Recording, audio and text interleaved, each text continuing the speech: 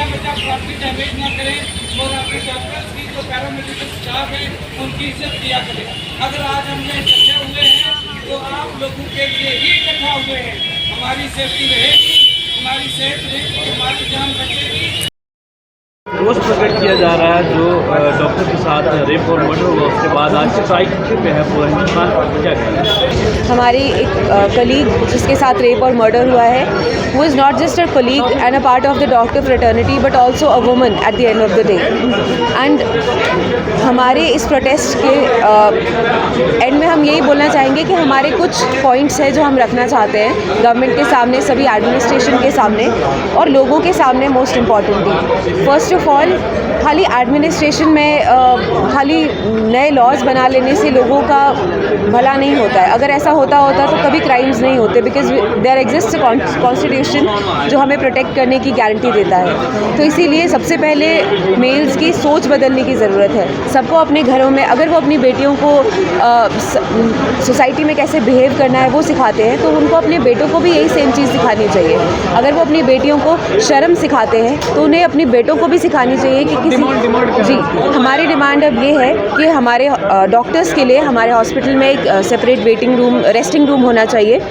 Females के लिए जो हमारे फीमेल वर्कर्स हैं, चाहे वो डॉक्टर्स हों, चाहे वो नर्सेज हों, चाहे वो पैरामेडिकल स्टाफ हो, सबके लिए अलग वॉशरूम्स होने चाहिए सभी यूनिट्स में, सभी वार्ड्स में। जितने भी लोग हमारे हॉस्पिटल के साथ एसोसिएटेड हैं उनके अलावा, पेशेंट के अटेंडेंट्स के अलावा, पेशेंट्स के अलावा, बाकी फालतू में जो लोग लॉइटर अराउंड करते रहते हैं हॉस्पिटल में, they should not be allowed to loiter around in the hospital and cause havoc to security. मैं स्ट्राइक का नाम नहीं दूंगा, ये स्ट्राइक नहीं है। एक ऐसी घिनौनी घटना एक हिंदुस्तान की महिला के साथ हुई है जिसके विरुद्ध में हमारा रोष है, हमारा गुस्सा है, हमारा दिमाग इस संतुलित में नहीं है कि हम काम कर सकें। उस रोष को, समाज के प्रति रोष है हमारा उस समाज के प्रति है जिसमें एक महिला को ऐसी नज़र से देखा जाता है जो कि शब्द नहीं है उसको बयान करने के लिए। तो उस रोष को प्रकट करने के लिए पूरे हिंदुस्तान के डॉक्टर्स आज इकट्ठा हुए हैं। तो स्ट्राइक नहीं मानता, इसको एक रोष प्रकट करने का तरीका है। राजौरी मेडिकल कॉलेज के भी डॉक्टर्स इकट्ठा हुए हैं। देखिए, अगर आप उस दृश्य को अगर आपने दिमाग में इमेजिन करें, एक लड़की 36 घंटे की ड्यूटी करके थक के रात को 2 बजे सिर्फ थोड़ा आधा घंटा रेस्ट करने के लिए एक सेमिनार रूम में आती है और बाद में 40 मिनट तक उसके साथ क्या होता है उसको सोचेंगे तो आप सिहर जाएंगे, आपकी रूह कांप जाएगी। उसके जो फीट थे वो 90 डिग्री पे बेंड थे, पेल्विक गर्डल तोड़ा गया, उसके आंखों का जो चश्मा था तोड़ा हुआ और उसकी आंखों के अंदर घुसा हुआ, आंखों में खून निकला। ये सोच के मुझे लगता है कि हम अपना आपा खो बैठते हैं, हम काम करने की स्थिति में नहीं हैं। तो उस रोष को प्रकट करने के लिए आज यहाँ पे हैं। लेकिन हमारी इमरजेंसी सर्विसेज और वार्ड की सर्विसेज चल रही है। इमरजेंसी को हमने आर्गूमेंट किया है, उसमें आज ज़्यादा डॉक्टर है ताकि हमारी पब्लिक को कोई असर न पड़े। दूसरी, हमारे कुछ डॉक्टर कह रहे थे कि हमारा कानून बदला जाए। कानून, जब मैं छोटा था तो गीता चोपड़ा, संजय चोपड़ा का कांड हुआ था, तब भी ये पूरे हिंदुस्तान में हुआ। कानून बदले गए, रंगा बिला पकड़े गए, उनको फांसी दी गई। फिर 2012 में निर्भया कांड हुआ, कानून बदले गए, कानून वालों फांसी दी गई, कानून सख्त किए गए। अब 2024 में फिर कलकत्ता में।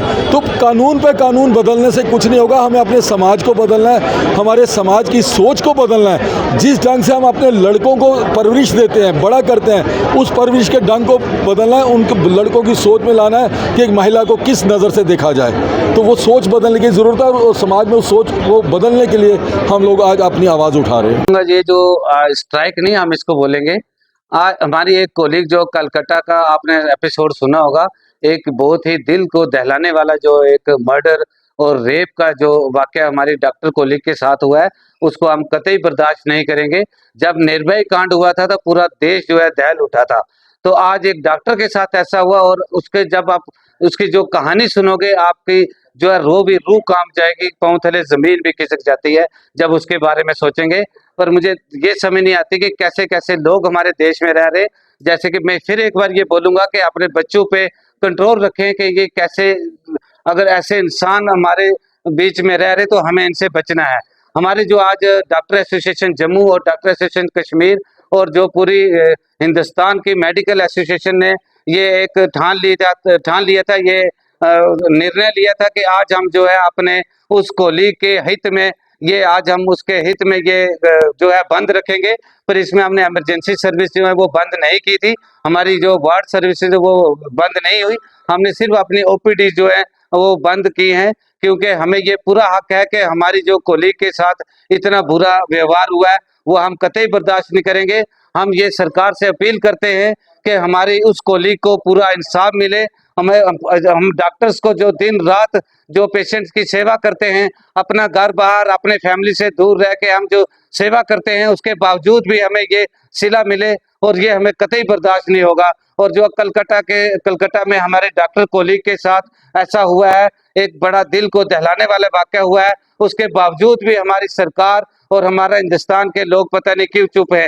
जैसे कि आप देखते हैं इलेक्शंस को लेके देख लो कि जैसे इलेक्शन आते हैं तो पूरे सोशल मीडिया पे छोटी छोटी बातों पे कितना एक वायरल हो जाता है, पर हमारी एक डॉक्टर कोलीग के साथ इतना गलत हुआ है उसके बारे में किसी को कोई पता नहीं। ये देख के लगता है कि इंसान से इंसानियत कैसे खत्म हुई जा रही है।